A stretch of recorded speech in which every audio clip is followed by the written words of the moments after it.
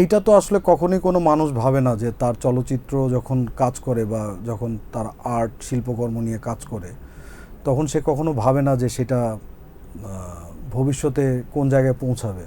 তবে ভালো করবে এটা আন্দাজ ছিল, কারণ সব সময় তো মা জানে তার সন্তানের ধরন দেখে বুঝতে পারে এই সন্তান ভবিষ্যতে কি হইতে পারে। তো ভালো করবে এটা জানা ছিল, কিন্তু এত ভালো করবে এটা জানা ছিল না আর কি। ক্রাউড ফান্ডিংয়ের সময় যেটা মাথায় আসলো সেটা হচ্ছে আপনি দেখবেন যে ভিক্ষু যারা ভিক্ষা করে, গৌতম বুদ্ধের যে সন্ন্যাসীরা, তারপরে যারা আপনার নানান ধরনের সামাজিক কর্মকাণ্ড করে, তারা নানান জায়গা থেকে আশপাশের লোকের কাছ থেকে কিন্তু ছোট ছোট করে চাঁদা নেয়। ছোট ছোট চাঁদার ভিতর দিয়েই তারা আসলে অনেক মানে সামাজিক কর্মকাণ্ডগুলো করে। তো এইখানে যারা চাঁদা দিচ্ছে এবং যারা দিচ্ছে না সবাই কিন্তু ইনফরমেশনটা নিয়ে কানেক্টেড থাকে। তো এইরকম একটা কানেকশানের জায়গা থেকে আমার মাথায় চিন্তা আসে যে আমি এমন একটা চলচ্চিত্র নির্মাণ করব যে চলচ্চিত্রের নির্মাণ এবং নির্মাণ পরবর্তী যে জার্নিটা, এই জার্নিটার সঙ্গে মানে শতাধিক মানুষ থাকুক। তো শতাধিক মানুষকে তো আপনি একটি শুটিং টিমে নেওয়া সম্ভব না যে 2000-3000 লোককে আপনি নিতে পারবেন, এমনটা না।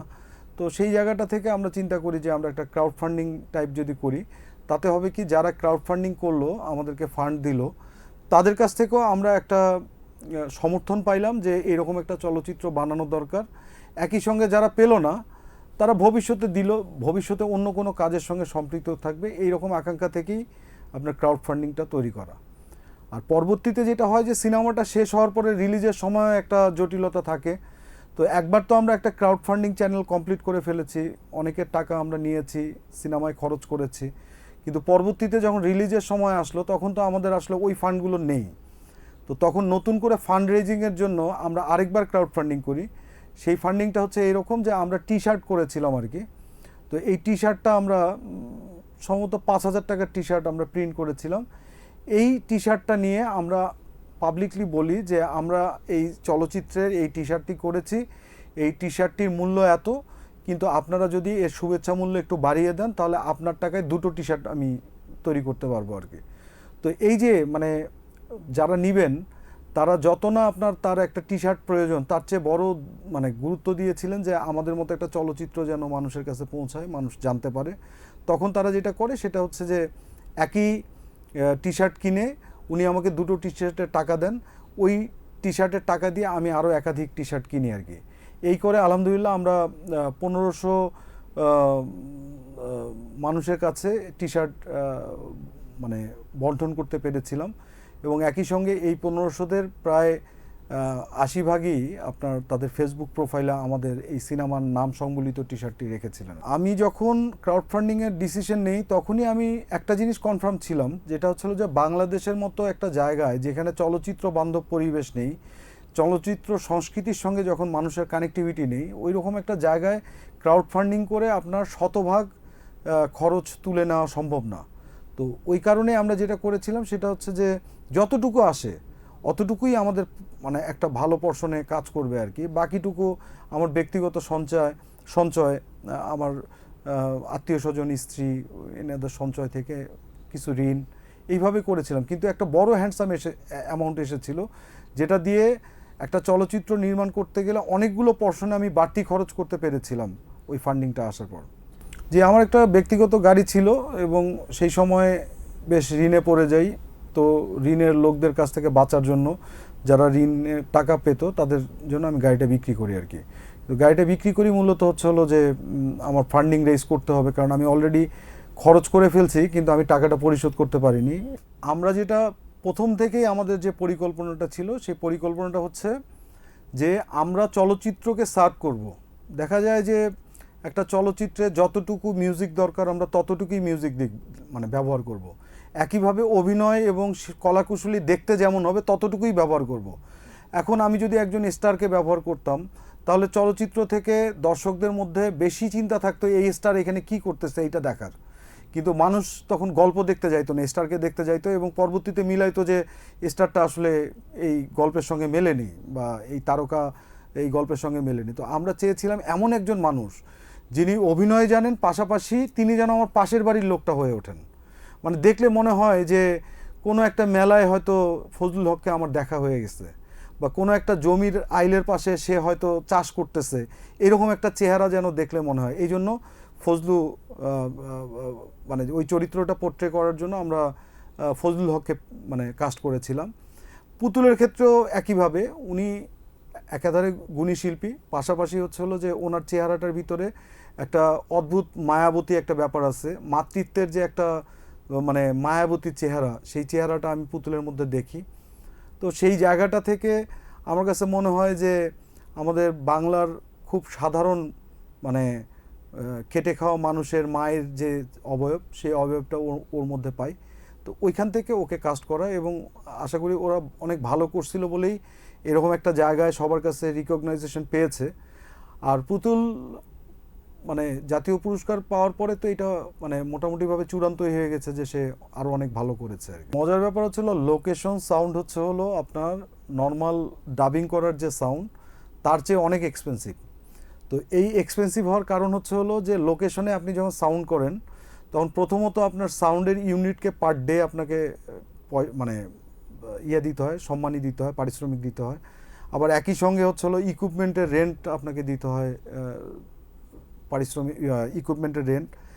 একই সঙ্গে আপনার লোকেশন সাউন্ড করতে গেলে আপনার সিনেমার যে শুটিং প্রসেস এটা ডিলে হয়ে যায়, কারণ একটা শুটিংয়ে হয়তো ভিজুয়ালি কারেক্ট আছে কিন্তু সাউন্ডে ঠিক হয়নি, তখন আমরা এই দৃশ্যটাকে রাখতে পারি না। তো ফলাফল হচ্ছে লোকেশন সাউন্ড কিন্তু আপনার স্টুডিও সাউন্ডের চেয়ে অনেক বেশি এক্সপেন্সিভ। তো পয়সার অভাবে এটা রাখা হয়নি, এটা রাখার উদ্দেশ্যই ছিল যেন ছবিটা প্রাণবন্ত হয়। যখন চলচ্চিত্রটা মানুষ দেখে এবং শোনে তখন ঠিক ওই মাথার উপরে ওই গরমটা বা ওই সূর্যের যে তাপ, এই তাপে একটা মানুষ যেভাবে কথা বলে আমরা সেই রকম কথার কণ্ঠই পাই। পাশাপাশি ওরা যে ফাঁকা জায়গায় কথা বলতেছে, তো এই কথাটা আমরা ফাঁকা জায়গায় নেওয়ার কারণে কথাগুলোকে আমরা অনেক বড় স্পেস, একটা বড় স্পেস জুড়ে আমরা বুঝতে পারি। একইভাবে ওই কথাগুলোকে যখন আমি স্টুডিওতে এসে বলবো তখন ওই কথাগুলোকে মনে হবে যে একদম কোনো একটা ছোট জায়গায় বসে কথা বলা, এটা মানুষ বুঝতে পারে। তো ওই জায়গা থেকে আপনার লোকেশন সাউন্ড হলে যখন একজন ক্যারেক্টার বা তারা কথা বলতেছে বা তারা চলাফেরা করতেছে, এইটা যে স্পেসটাকে বিশ্বাসযোগ্য করে তোলে আর কি। এই হচ্ছিল আমাদের লোকেশন সাউন্ডের উদ্দেশ্য। নতুনদেরকে নিয়ে তো আমার চ্যালেঞ্জ ছিল না, বরং এইটাকে আমি ওয়েলকাম জানাইছি। কারণ হচ্ছে যে আমরা নতুনদেরকে নিয়েই করবো এইরকম একটা স্বপ্ন নিয়েই আমরা এগিয়েছিলাম আর কি। তো সবচেয়ে মজার ব্যাপার হচ্ছিল 1559 জন লোক যখন আমাদেরকে ক্রাউড ফান্ডিংয়ে ফান্ডিং করে তখন আমি ক্লিয়ার হয়ে যাই যে আমার ডিসিশন ঠিক ছিল। আর নতুনদেরকে নিয়ে করলেই যে পিছিয়ে পড়বো বা আমি নতুন বলে, আপনার কাজের প্রতি যদি আপনার কনফিডেন্ট থাকে, আপনি যদি মনে করেন যে আপনার কাজকে আপনি গুছিয়ে নিতে পারবেন এবং একজন পরিচালক হিসাবে একজন অভিনয় শিল্পীর কাছ থেকে আপনার কাজকে আদায় করে নিতে পারবেন, তাহলে নতুন পুরাতন আসলে কোনো বিষয় না। একটা বিষয় থাকে, সেটা হচ্ছিল বিক্রয়ের বিষয়, যে ভবিষ্যতে আপনার যেসব প্ল্যাটফর্মে বিক্রি করতে হবে বা আপনার প্রদর্শন মানে প্রেক্ষাগৃহে যখন আপনাকে দেখাইতে হবে তখন দর্শক আনার ব্যাপার, সেইটা আলাদা গল্প। সেই গল্পের সঙ্গে আমাদের চিন্তা ছিল না। আমাদের চিন্তা ছিল আমরা একটি সত্যিকারের সিনেমা বানাবো যেখানে যতটুকু জিনিস দরকার ততটুকু জিনিস রাখবো, পাশাপাশি তাতে আমরা নতুন মানুষদেরকে ওয়েলকাম জানাবো, কারণ সিনেমাটা আমাদের হবে, তখন আর কোনো নির্দিষ্ট তারকার হবে না। আচ্ছা, ইন্ডিপেন্ডেন্ট ফিল্ম মেকার হিসেবে আমাদেরকে স্টুডিও ধারণার বাইট দিয়ে আমাদেরকে চিন্তা করতে হয়। অনেক সময় আমরা যেটা করি যে রিয়েল লোকেশনে রিয়েল শ্যুট করার চেষ্টা আমাদের বেশি থাকে। তো সেই জায়গায় যেটা হচ্ছিল যে গাইবান্ধায় আগে থেকেই একটা নৌকাবাইজের আয়োজনের কথা চলছিল। সেই আয়োজনের ভিতরে আমাদের যে আছে, আমাদের সিনিয়র ভাই আলমগীর কবির বাদল ভাই, ওনাকে আমরা গিয়ে বললাম যে আমার ফিল্মে একটা নৌকাবাইজের দৃশ্য লাগবে, তো এখানে তো নৌকাবাইজের মানে প্ল্যানিং চলছে, তো আমরা ওইভাবে একটা অ্যারেঞ্জমেন্ট করতে চাই। তো নৌকাবাইজের অ্যারেঞ্জমেন্ট ওটা ছিল, পাশাপাশি আমাদের নিজেদেরও একটা অ্যারেঞ্জমেন্ট ছিল আর কি। দুটো সমন্বয়ে আমরা যেটা করেছিলাম যে দর্শকদেরকে বুঝতে দেয় নাই যে আজকে শুটিং হবে, তো দর্শক একদম স্বতঃস্ফূর্তভাবে এসেছিল নৌকাবাইজ দেখার জন্য, এবং পরবর্তীতে তারা শুটিংয়েরই একটা অংশ হয়ে যায়, সারা জীবন স্মৃতিতে থেকে যাবে আর কি। মানে প্রথম যখন আমি স্ক্রিপ্ট ডেভেলপমেন্টে যাই তখনই আমি আমার জীবনের প্রত্যেকটা কাজ শুরু করার আগে আমি আম্মার মানে দোয়া নেই। কারণ পৃথিবীতে আমি মানে একমাত্র ব্যক্তি হিসেবে তাকেই চিনতাম যিনি আমার কখনই অমঙ্গল চান না, এবং তার দোয়া সরাসরি কবুল হবে, আমি এটা বিশ্বাস করতাম আর কি।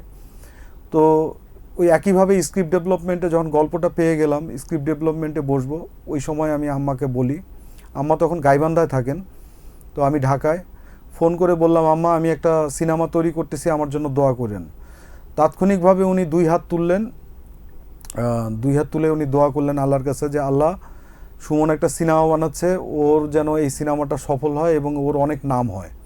তো আমি খুব হাসলাম যে সিনেমা কি, আশয় বিষয় কি, মায়ের কাছে এগুলো কোনো কিছুই লাগে না, মানে মায়ের কাছে তার সন্তান হচ্ছে সেরা এবং তার সন্তানের কাজ হচ্ছে সেরা, তার কাছে কোনো যুক্তি লাগে না, তার কাছে কোনো প্রকার আপনার কোনো তথ্য লাগে না। তো এইটা আমাকে একটা অনেক বড় কনফিডেন্ট দেয় আর কি। এরপরে যে প্রবলেমটা হইলো, ততদিনে আম্মার ব্রেন ক্যান্সার, মানে ব্রেন টিউমার ছিল, তো ওনার স্মৃতিশক্তি কমে যাচ্ছিল আর কি। তো উনি যে আগের দিন এই ইনফরমেশনটা শুনলেন, এইটুকু মনে রাখছে, কিন্তু একটা সিনেমা বানাইতে আসলে কতটুকু সময় লাগে এইটা ওনার এমনিতেও ধারণা নেই, আর তাছাড়া উনি মনে রাখতে পারছিলেন না আর কি। পরের দিন আবার ফোন দিয়ে আমার বড় বোন বলতেছে যে আম্মা কথা বলবে, কথা বল। তা আমি ফোন রিসিভ করলাম, তো আম্মা বলতেছে যে তোর সিনেমাটা হইছে? তা আমি বললাম যে আম্মা আমি কেবল তো স্ক্রিপ্ট লেখা শুরু করছি। তা বললে যে তোর বাচ্চা হওয়ার কথা ছিল, বৌমার হইছে? তা বলছে না এখনো হয়নি আম্মা, ও কেবল 2 মাস চলছে আর কি। তো এরকম করে ছোট বাচ্চাটা আমাদের একদম কনিষ্ঠ কন্যা ত্রয়ী, ওর সময় আর কি।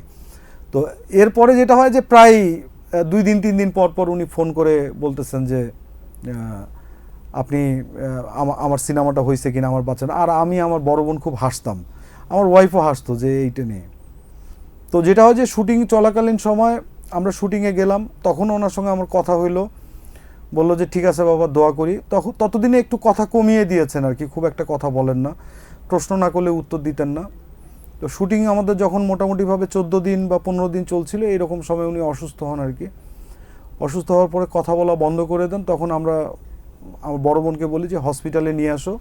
তো আমি তো শুটিং করছি গাইবান্ধা, লালমনিরহাটে, আর ওরা হচ্ছে গাইবান্ধায়। ওরা গাইবান্ধা থেকে রংপুরে হসপিটালে নিয়ে আসে, আর আমি লালমনিরহাট থেকে হসপিটালে যাই আর কি। তো যাওয়ার পরে যে জিনিসটা হয় যে হসপিটালে ডাক্তার তো দেখেন, ট্রিটমেন্ট দেন, তো ওনার ট্রিটমেন্ট চলছিল। তো প্রত্যেক দিন রাতে আমি গিয়ে হসপিটালে থাকতাম এবং সকালবেলা ফিরে আসতাম লালমনিরহাটে, এসে শুটিং করতাম আর কি। তো এইভাবে করেই চলতে থাকলো। চলার পরে মোটামুটিভাবে আমরা ফার্স্ট লটের শুটিংটা যখন শেষ করি, ততদিনে আম্মা আর চেনে না কাউকে। আম্মা জাস্ট জিজ্ঞাসা করলে আম্মা বলে ডাকলে একটু আওয়াজ করে, আর কোনো উত্তর দেয় না। তো তারপরে যেটা হলো যে আমি টিমকে বিদায় দিয়ে, ওই সময় একটা সিদ্ধান্ত আসছিল যে সবাই বলতেছিল যে ভাই আমরা চলে যাই, খালাম্মা সুস্থ হইলে তারপরে আমরা শুটিংয়ে আসবো। তো আমি জানি যে আমার ওই ইউনিট একবার ফেরত আসলে আমি ওই ইউনিটকে নিয়ে যাইতে পারবো না, কারণ আমার ওই সামর্থ্য নাই। তো তখন আমি ভাবলাম যে ঠিক আছে, আমার দিনে শুটিংয়ের টাইমটা আমি কম পাইলেও অন্তত ইয়েটা করি আর কি। তো শুটিং ইউনিট চলে গেল 21 ফেব্রুয়ারি 2019। তারপরে আমি পুরোপুরি 24 ঘন্টায় হসপিটালে থাকা শুরু করলাম। তো পরে যেটা হলো 19 মার্চে ভোর রাতে আর কি আম্মা চলে যান আমাদের কাছ থেকে। তো আমি তখন অনুধাবন করি, আম্মাকে নিয়ে যখন আমি বাড়ি ফিরছিলাম, তখন ফিল করি যে আম্মার হাতে সময় ছিল না। মানে আমরা যেটা মেমোরি লসের কথা বলতেছিলাম, হয়তোবা সেটাও হইতে পারে, কিন্তু আমার ধারণা ছিল যে সিনেমাটা দেখে উনি চলে যাবেন, এরকম একটা আকাঙ্ক্ষা ছিল তার।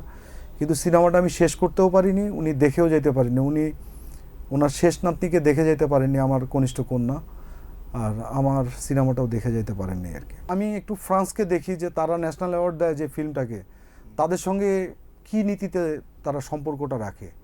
আর যদি মনে হয় যে না আমি মানে ইন্ডিয়া মানে অনেক দূরে যাইতে পারবো না, তাহলে অন্তত আমাদের পাশের দেশ ইন্ডিয়াতে দেখি যে তারা ন্যাশনাল অ্যাওয়ার্ড দেওয়ার পরে তাদের ফিল্ম মেকার বা তাদের ফিল্মের যে অন্যান্য ইয়েরা আছেন, অভিনয় শিল্পী এবং কলাকুশলীরা আছেন, তাদেরকে কি মূল্যে ওনারা দিচ্ছেন, এইটা যদি একটু দেখা যায়।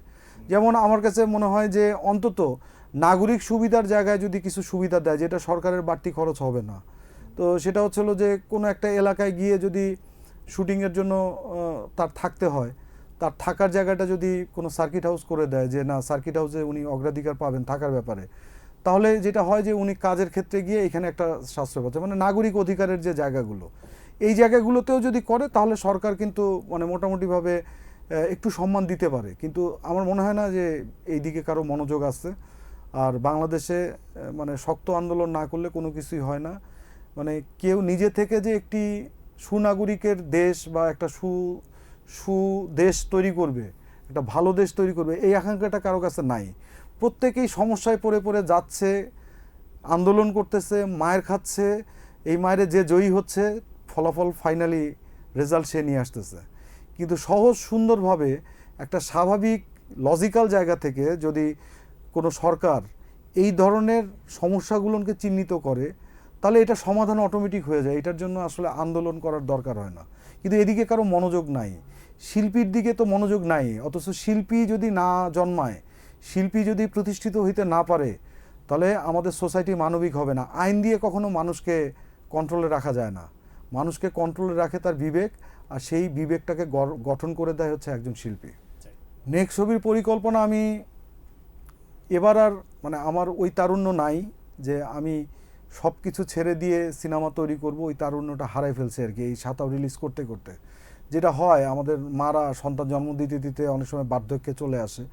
তো এবার আমি চাইতেছি মানে সরকারের কাছে, যদি সরকার মনে করেন যে এই লোক সিনেমা বানাইতে পারবে বা এই সিনেমা উনি যে সিনেমা বানায় এরকম, এই জন্য আমি সরকারের কাছে আবেদন করি যে উনি যেন ওনারা যেন চলচ্চিত্রটা অন্তত আমার স্ক্রিপ্টটাকে মূল্যায়ন করে। গতবার যখন জমা দিয়েছিলাম যে এত অবমূল্যায়িত হয়েছে, হ্যাঁ অনুদানে, হ্যাঁ এত অবমূল্যায়িত হয়েছে যে আমি হয়তো আমার লজ্জাশরম থাকলে হয়তো আমি আর আবেদন করতামই না। কিন্তু আমি সিনেমা বানাইতে একটু বেহায়া হইতে চাই। আমার নিজের সম্মানটাকে আমি একটু দূরে সরায় রেখে, ইগোটাকে একটু দূরে সরায় রেখে আমি এইটুকু বলতে চাই, একটু সহযোগিতা করেন, একটা ভালো সিনেমা বাংলাদেশকে দিতে পারবো আমি।